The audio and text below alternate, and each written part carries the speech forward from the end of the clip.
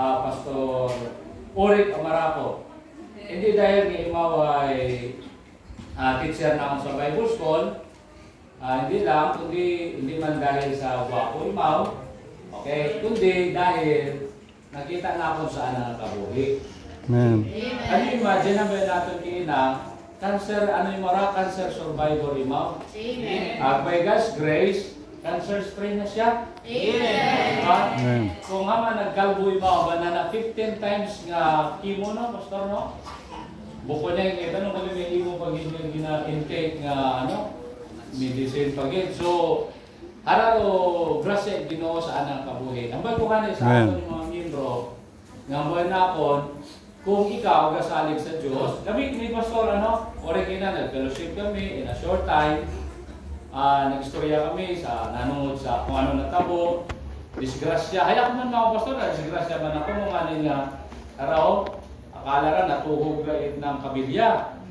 O, gawin na mamatay na ako, pero wagid, hambay doktor ni, Dr. Libakin, mamatay na imong asawa karon misis. Hindi magpa-confine, hindi man mo magpa-CT scan, mamatay doon. Ay gatangin si misis ka to dati, ako man medyo matangis man ako. Pero wako nakubaan sa kamatayan. Pero nakubaan ako, rubagayran sa hospital. Dahil bisan 500 pesos, wag ina ako katong 500 dahil kubra kami katulit simbahan ito sa Nantigid. So maroon pinapag ko, Lord, kung kabubuton mo pa, mabuhiwan ako, what problema? Kung mamatay man, wag problema. Namin ako nabing prinsipyo, mas gusto ko mamatay ako, nga hindi ba mag-antos sa akong pamilya, o ba gingastos ba ng mga kwarta. So haron ako niya pangamuyo sa Ginoo. So si Pastor Oric ako man pati sa anang nga nagpastor mo para si Pastor John Mark, kaagi man disgrasya. So butang bawon gyud mura tuod gyud nga kung gusto ni Dios nga mamatay ka, mamatay gid ikaw. Pero bisan pa nga naging abusador ka sa imong kaugalingon, sa imong sarili, nagiging bisyuhan ka. O tapos late na nga nag-ani na ro imong gawas. Nagka-cancer ka bangod sa pag-abusar.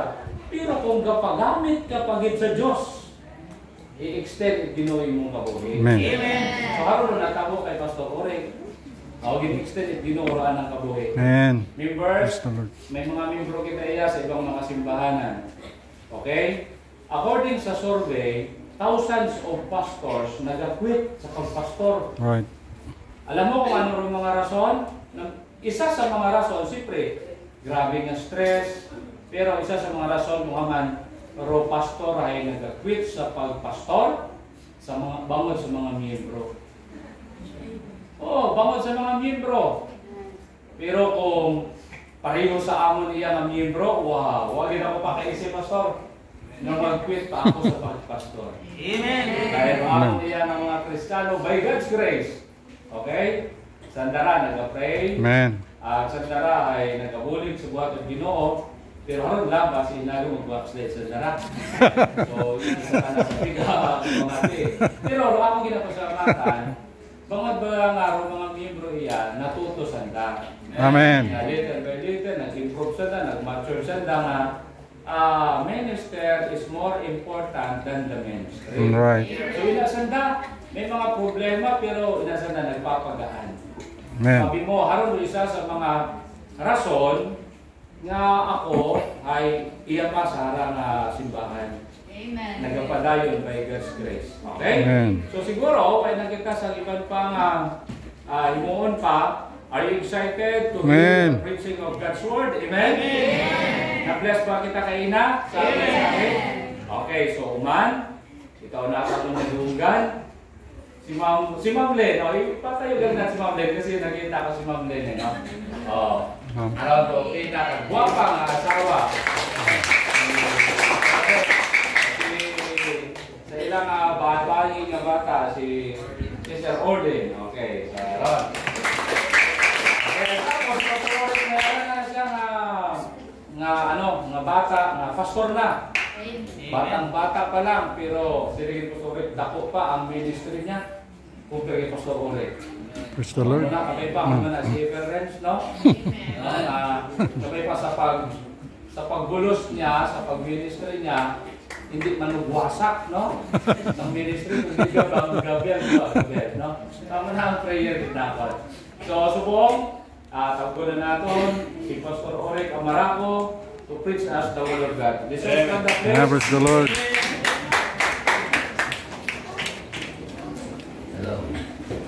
Okay, mga aposta na liwat. Afternoon. Liwat. Okay, so hindi na magdugay. So, I thank God sa salita niyon. Salamat nga sa Lili Pastor. Kabay pa maging blessings kamutanan. Kaga, hindi mo sa ilututan sa Ginoo, no? Kaga, I thank God sa privilege na makawali ulit sa inyo. Okay, open the Bible please to the book of 1 Thessalonians. Chapter 1, verse 1 to 10. So, sa mga pastors na po today, makikilala ko is Pastor Joy, Amen. Pastor na, Sean. and also sa ibang pa rin na Alice Gideon. I hope this message will be an encouragement to us. Amen? Amen. Okay, so, basta ko na, chapter 1 sa 1 Thessalonians, chapter 1, verse 1 to 10. Paul and Silvanus and Timotheus unto the church of the Thessalonians, which is in God, the Father and the Lord Jesus Christ. Grace be unto you and peace from God our Father and the Lord Jesus Christ.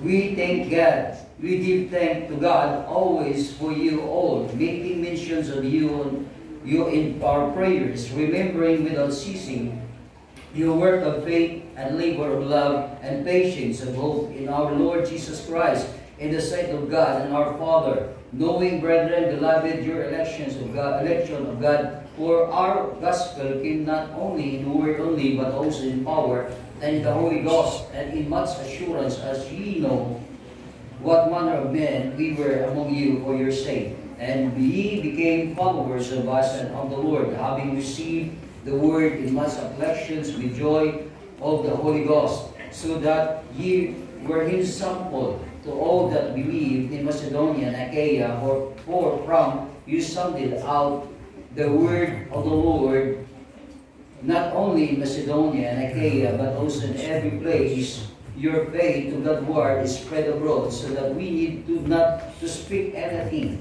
For they themselves show us what manner of entering in we had also, we had unto you, and how he turned to God from idols to serve the living and true God, and to wait for his Son from heaven, whom he raised from the dead, even Jesus, which delivered us from the wrath to come. Let's pray. May kabalaan gano'n sa mga kabuhay, Lord Jesus. Kapahay kami kalam sa pagtuon sa iyong kulong. Bless this message. Thank you, Lord, for the presence of the brothers and sisters, and even your mga servants mo, Ginoo, na kasama po namin, Lord, dito, Lord, sa bahay sambahan mo, Panginoon. Give thy servant wisdom to preach thy word this time, Panginoon. May thy word maging blessings po sa amin, Ginoo, sa sining hapon. And empower the word, Lord, tagsa-tagsa patigay pusoon, kapag-prepare pangununa, Ginoo, if there is instruction, correction, review, and everything, Ginoo, Lord, of day kami, Ginoo, gabay pag-give us, Lord, a submissive heart, and a obedient heart, Lord, sa imo sinitinian. Bless this Pastor Sunday. Thank you, Lord, for another day, another year. Biginatag mo kay Pastor Tiadan, Ginoo. Salamat, Lord, sa pagpamahal at respeto at suporta sa mga membros sa inyo. Ecclesia, Ginoo. Lord, bless them more, Ginoo, as they being faithful, Lord, serving you, Lord, with the man of God, Lord, and his family, Panginoon. So, di kami sentinion, itama po puso namin, and also, Lord, forgive us for our shortcomings with everything, Lord. Yung makahinda doon sa pagpangalagad sa imo, and even the blessings that you prepared for us, Lord. Kabay pa, Lord, kuhay na, bibigay kami mo kami tapos ino sa sinitin, Ginoo. Talagang kasama kabuhay, ikaw, Lord, kiusap, Ginoo, sa mga kultura, makanakan mo, Ginoo, sinitinion, at gabay ko rin nila kami hearers, but the doers of the word, Panginoon. So, Lord, I pray for these things, Ginoo, to you, Lord, sa sinitinion. I have nothing, Lord, kung sa ako ng balot, Lord, to thee, Lord, I depend on you, Lord. Ikaw malipap sa mga tunga, Ginoo. Bless this, Lord, the remaining hour, Ginoo, or minutes, Ginoo, in your service, Panginoon, and even, Lord, all the activities this afternoon, Panginoon. Lord, natugyan mo nito ng sa imo, kami dalayang kasalamat sa safety ng ginatag mo sa tegsa-tegsa. Ang ginabalik ito yung pasalamat. In Jesus' name we pray. Amen. Hindi na po ito magpunto sa intindihan. So, and thank the Lord this time. It is a great opportunity to stand again in your pulpit. No? Susunitin niyon. So, the body of Christians know the blessings of God every Sunday in ginawa sa pulpit. There will be great impact to our lives. Amen? Amen. So, okay na ba ba? Okay. So I hope hindi ko matiyo sa tinat namin kung din church na ko, no? Wala na ako lang, no? Either man namin yung pagtulog mo, o either man namin yung pagpapati mo. Okay? Ayos lang ako ba? Amen. Okay. Kung lang isa ka kainin na, no? O, ay, itong sa pareho pa na. Sige na. Okay. So, dalawang na natin.